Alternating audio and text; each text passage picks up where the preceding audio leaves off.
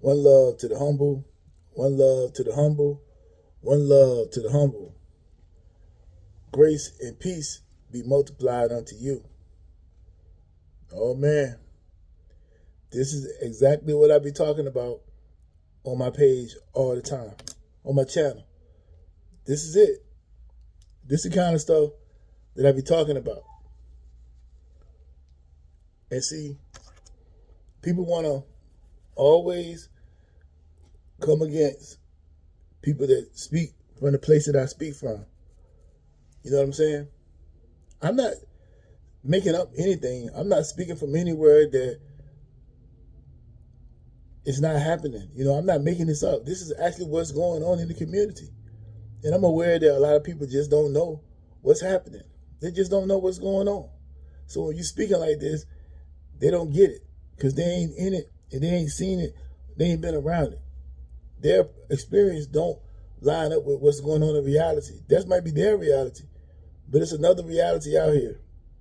And very few people are living that good reality, especially when it comes to black people. It ain't that many black people living in nice, good neighborhoods. Most of us are right there in these neighborhoods like this. And we right next to the people like this. That's the reality. But look, I'm going to tell you. So, Eugene Henley Jr., a.k.a. Big U. Most of y'all know who Big U is, or you heard of him. But let's get into the story. Eugene Henley Jr., known as Big U. Hold up, before I get into the story, this is where I'm reading this from. This information that I got is from Newsweek. Newsweek Online. That's where I got this from. It's a news article that I got from Newsweek. So it's not coming from me. All credit goes to Newsweek. But here we go. So Eugene Henley Jr., known as Big U, a longtime leader of a Los Angeles Crips gang subset, has been charged with a slew of federal crimes, including racketeering, fraud, extortion, and murder.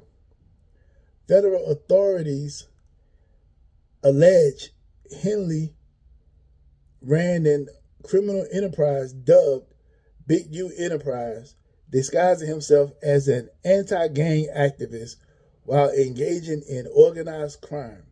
If convicted, he could face a maximum sentence of life in prison.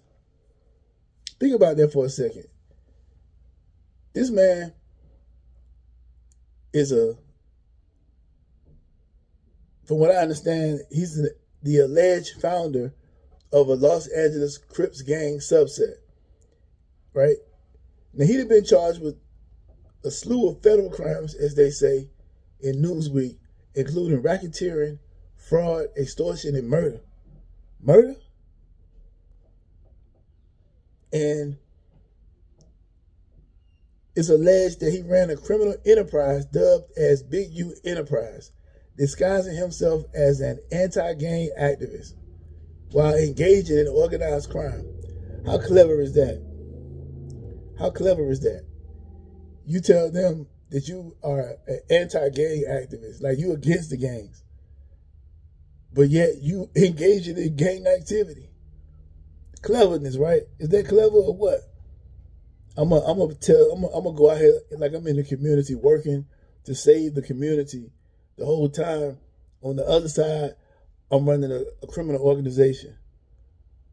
Out this door, I'm an activist. Come right to the back door, and I'm in organized crime.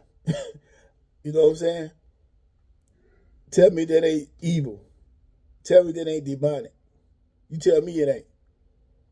Ain't no way you're going to be able to make this make sense. There's no way you can defend this. There's no way. But this is black people now. He's supposed to be what we look up to as an anti-gang activist. He's supposed to be stopping the gangs. And we trusting in him, a former gang member, supposedly himself, we trusting that he's out there in the community doing the right thing. Stopping the gang violence. Stopping people from going to the grave too early. Stopping people from going to prison too early. Being a father to some of these fatherless homes. But he really contributed to the problem. This is what we do to each other. This is what we do to each other for money. Racketeering, fraud, extortion, all this related to money. And it's a federal crime. The feds came after them. They ain't come after them for no murder. They come out there, when the feds come after you, they coming after you for something big.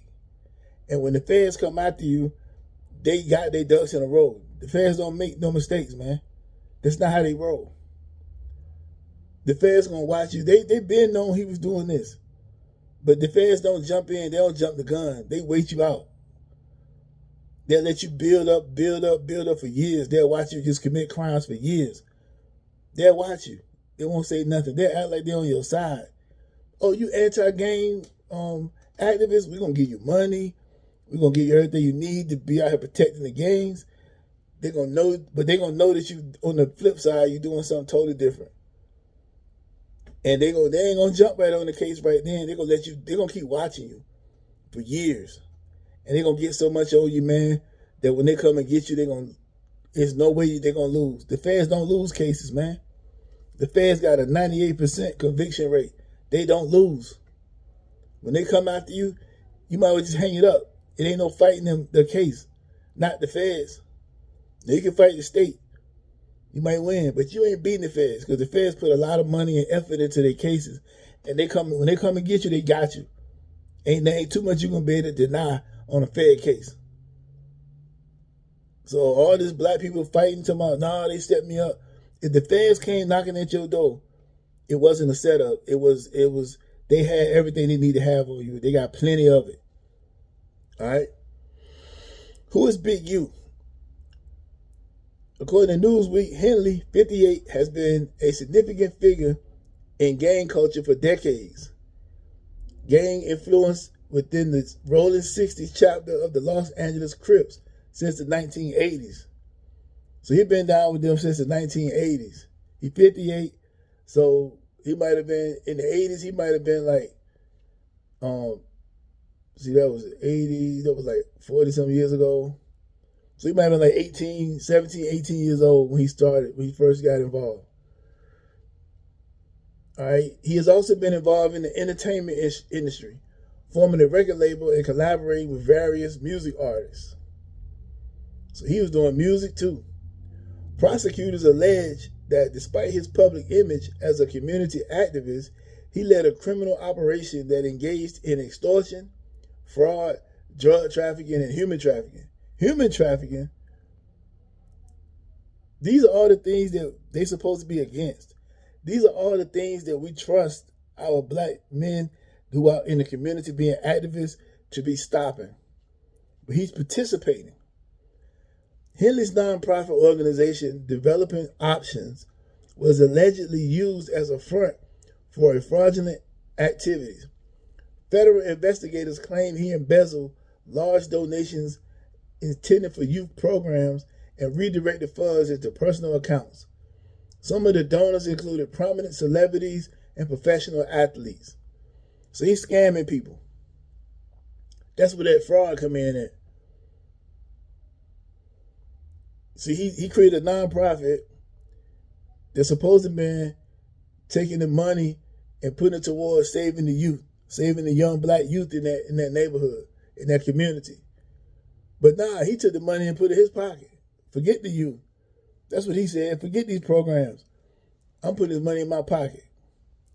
He went around, all these celebrities, they all giving money. And he took it for himself to keep it in his pocket. Like, it didn't get to the youth. But these are the people in position to do something good, but they take it and they get greedy and take it for themselves. They don't care about the community. See, that's why when I look at things, man, I don't really trust people that used to do certain things and that they can change. Because they ain't nothing he's done to show that he can change it any type of way whatsoever, right? He ain't showing that at all. He's taking the money and putting in his own personal account, the money that they funded. This probably was millions of dollars that he was given to put into programs to help the youth. And I guarantee you anything, they saw the money that was going to where it started, it didn't get down there to them. I guarantee they knew it, but they wasn't going to say nothing. It's the feds. The feds going to watch you. They could have jumped right in and stopped it. But see, they're going to watch you and let you just keep building up. And when the feds come get you, you gone. Ain't no beating the feds. They're not like the state. As soon as they did that in the state level, they probably would have came and arrested them right away. Not the feds. They got the money, they got the time, they got the resources, they got unlimited money. They gonna wait you out. And they'll wait you for years to let you just keep racking up charges. And I guarantee you, you end up just like this. That's the way they roll. Murder allegations. Among the most serious allegations against Henley, he is alleged involvement in the 2021 murder of an aspiring rapper identified as RW in court documents.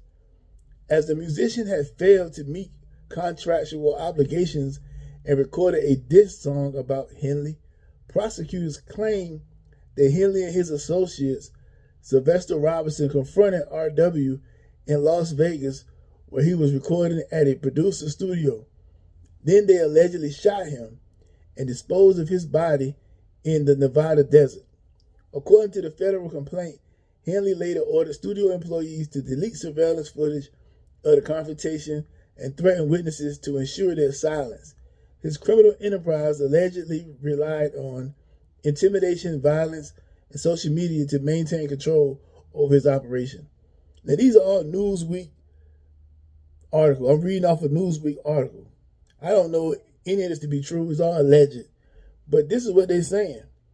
This information is coming from somewhere. Who knows? But this is what we supposed to. This is too much. So look, Henley is also accused of submitting fraudulent applications for COVID-19 pandemic relief funds. What?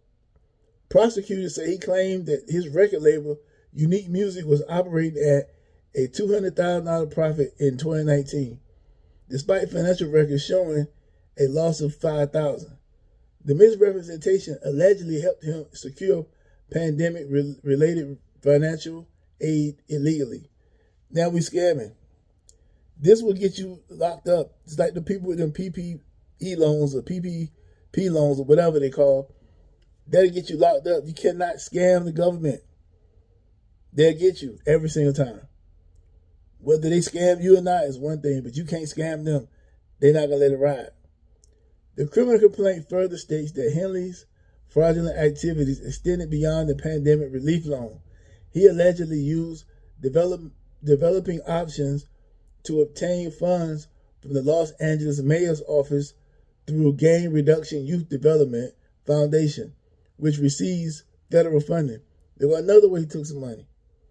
Allegedly. There's another way he allegedly took money from his gang organization that he's supposed to have been using to be, from his anti-gang organization. He used that to obtain funds from the Los Angeles Mayor's Office. That's another problem. Federal charges and arrests. According to Newsweek, the U.S. Attorney's Office announced the charges against Henley and 18 other members of the Rolling 60s Crips on yesterday, while several co-defendants were arrested. Henley and two others remain fugitives. Authorities describe him as the mastermind behind a network that used his OG original gangster status to command fear and control various criminal enterprises. The allegations in the complaint, unsealed today, revealed a criminal enterprise that engaged in murder, extortion, human trafficking, and fraud, all led by a supposed anti-gang activist and purported music entrepreneur who was nothing more than a violent street criminal. Acting U.S. Attorney Joseph McNally said in a statement, Henley is responding to the charges in an Instagram video, denied the accusation, stating, "I ain't been nothing but help to the community. It's crazy, but I'm going to turn myself in, though, because I ain't do nothing." If convicted, Henley faces a life sentence in federal prison. His alleged associates, Robinson and Mark Martin, each face up to 20 years behind bars. Federal authorities have vowed to continue their investigation into the broader network linked to Henley's enterprise. Listen, man, these are the type of things that go on in our community all the time. We got people out here masquerading as one thing when they're really another. They're supposed to be helping the black community, but they're not helping the black community. This is why it's so difficult to get anything done in the black community. There's too many people doing the wrong thing. This done hit the streets. Now, what do you think will happen now for all the other people that's doing the right thing? This makes it bad for them. Because anytime they ask for anything, anytime they ask for support, try to get support, people are going to be hesitant to support him. He got support because of who he is and what his name represents. They was able to support him. He got to where he got to simply because of who he is. Because of who he is, his reputation. The average person can't get to what he got and get done what he got done. The average person can't do that. But this is going to mess up for everybody else. It's going to be harder and harder to do things in the community. He got caught up in a RICO. You know what a RICO is? Let me tell you what a RICO is. RICO is Racketeering, Influence, and Corruption Organizations Act, right? The Racketeering, Influence, and Corrupt Organizations Act is a United States federal law that provides an extended criminal penalties and a civil cause of action for acts performed as part of an ongoing criminal organization.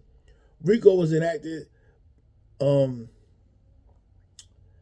was enacted in a. It was the Organized Crime Control Act of 1970, and the reason why they did that it was the original. The reason why this was started was because of the mafia. They used to arrest a lot of mafia members, but the mafia didn't talk, so it was almost impossible to take down the bosses. So in order to get the bosses, they had to create the RICO Act. That's how they ended up. That's why they was able to take down the mob bosses and kind of like destroy the mob as we knew it at that time. That's why they was able to do that, because the mob was really active in the 80s and 90s. I'm talking about the mob, like John Gotti them mob. They was real active in the 80s and 90s. I don't get confused and think that was some ancient thing that happened way back when. No, they was active in the 80s and 90s strong. So in order to take them down, take the bosses down, they created the RICO, because the RICO can tie. They used to could not tie the bosses into the crime, but once they created the RICO, they was able to tie the bosses into whatever crime that was happening from that organization. That was the whole purpose of it. But now, here we are today, still using it for people who create these organizations, and they be at the top, and normally they can't be touched, but with their RICO, you can be touched. It don't matter. You don't have to do any crime. You don't even have to be heard giving orders. But they got their RICO would track it right back to you. Well, not track it back to you, but their RICO will link you in, and you end up going down. Even if you didn't touch a gun, even if you didn't shoot nobody, even if you didn't do any of that, they'll still get you because of the RICO. But anyway, look, this is devastating to the community. I mean, it's really bad when you really think about it. You know what I'm saying? You look at this whole situation. And I remember his name coming up back in the day when Nipsey Hussle situation happened. People were saying his name. I don't know nothing about it. That was something that was people from LA was talking about. I ain't from LA. I don't know nothing about the culture out there. I don't know about none of that. All of those reporting what Newsweek said, and I heard a few people saying his name came up in. They were saying his name in relation to Nipsey. I don't know what the deal is. All I know is here go another black man doing the wrong thing on a high level. This wasn't just on no low level. He was doing the wrong thing on a grand scale for all eyes to see. This wasn't somebody that was going to get busted around the way and nobody was going to know about it. This guy is well known. He's well connected. And this is what he did. He took his organization that's supposed to be stopping crime. He was committing crime. He was stopping crime in the front door, committing crime out the back. How in the world does that make any sense? How can you, think about it. He's supposed to be the anti-gang guy.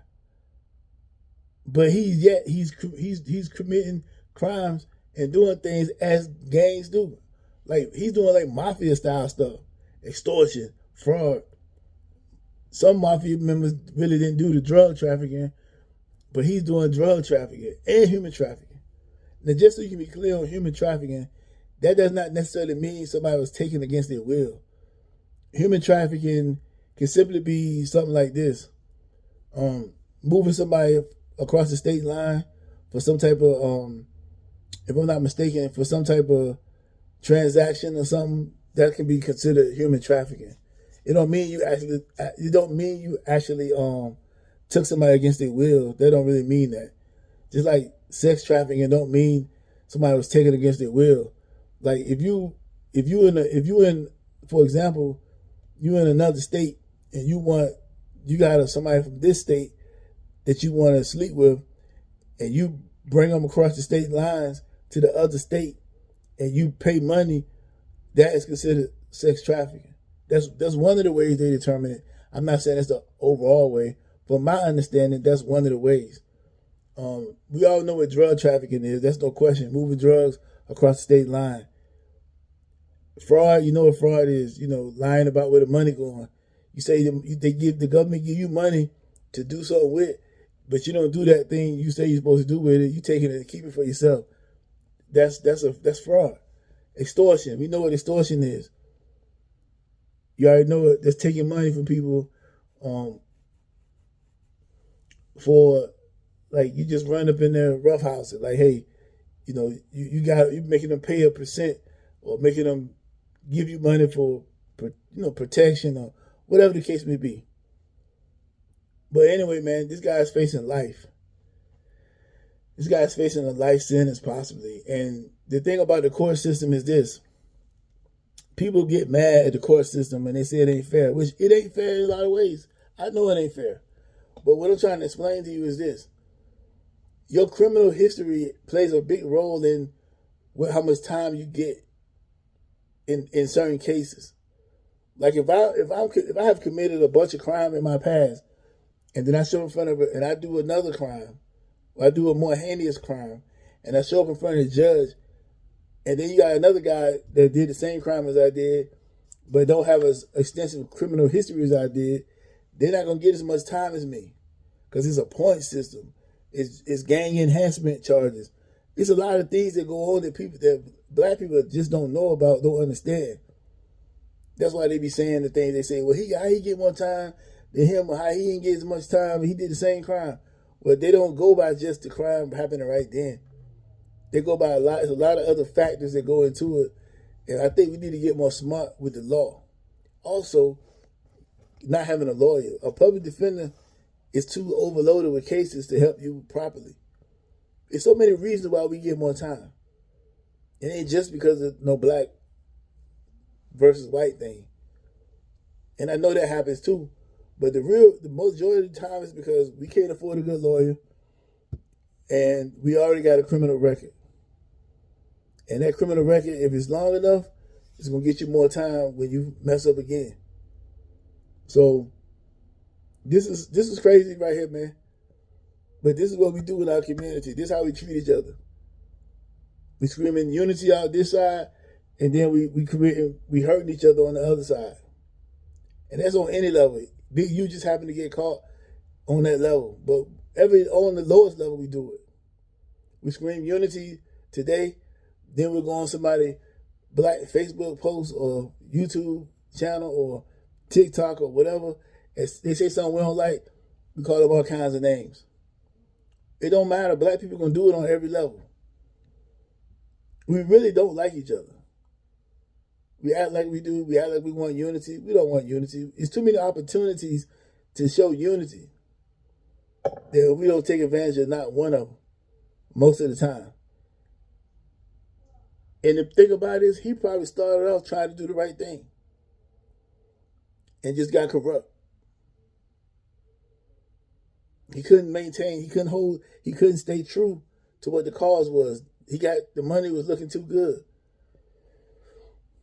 So was he really doing? Well, we got to ask yourself, when people get caught up, you got to ask deep down inside, that's what they really are. It's not like it just happens. That's what they really are. Because the other people out here that do the same thing, they don't never switch. Don't ever cross over the line. Money will make whoever you truly are inside come out. That's what money gonna do. It don't change you. It enhances who you really are. If you are a giver, when you get money, you're gonna give more. If you are greedy, when you get money, you're gonna want more. If you are devilish, when you get money, you can become more devilish. That's what money does. When people say, "Oh, you changed," no, they didn't. They just brought out what was deep down inside of who they really, really are. Because money will expose you, to show people who you really, really are. Amen. We got this kind of stuff right here is destroying the black community along with everything else. But anyway, man, that was my take on it, man. Y'all take care out there.